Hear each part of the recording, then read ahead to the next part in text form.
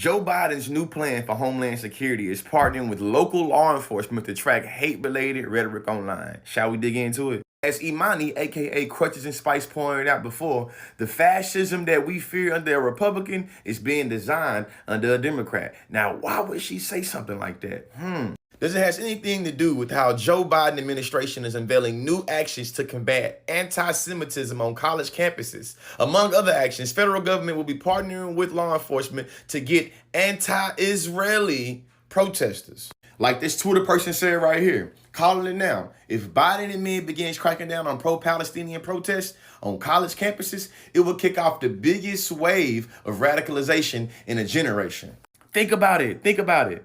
Palestinian Americans watch our president hug a man who called their race children of darkness, and they're supposed to act normal about it. How is that okay? Research over me search, we know that data shows a lot of Arab Americans are pondering the 2024 election boycott under Biden's Middle East stance because it is so horrific and inhumane. It's like, what the hell? Is this the lesser of two evils that we voted for? The one that's funding genocide and hugging on folks that's funding no. Since everybody talking about religion and how much it matters, Muslim voter turnout grew in 2020.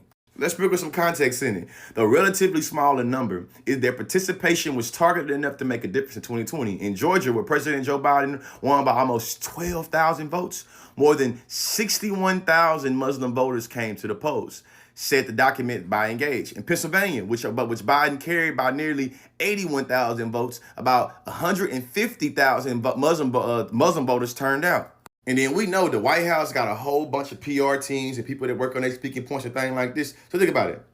The White House just compared anti-Israeli protests. You know what? The White House just compared pro-Palestine protesters to white supremacists that marched in Charlottesville.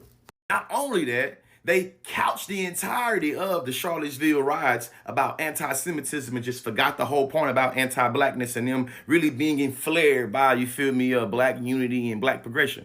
And at this point, like my sister Toya said, it's not just the youth vote he got to worry about at this point. He going to lose 3 generations, Generation X, Millennials, and Z. Because the first 2 of us pushed through 9/11 and he giving us his best George Bush impression. He going to lose the new kids, just ain't, you know what I'm saying? They just ain't shit. Muslims, immigrants, loan borrowers, women. He going to lose everybody on this. In conclusion, the same folks that want us to unify against a right-wing government here in the good old states of America is the same folks that's going to stand in unity with their great allies, a right-wing government over there in Israel.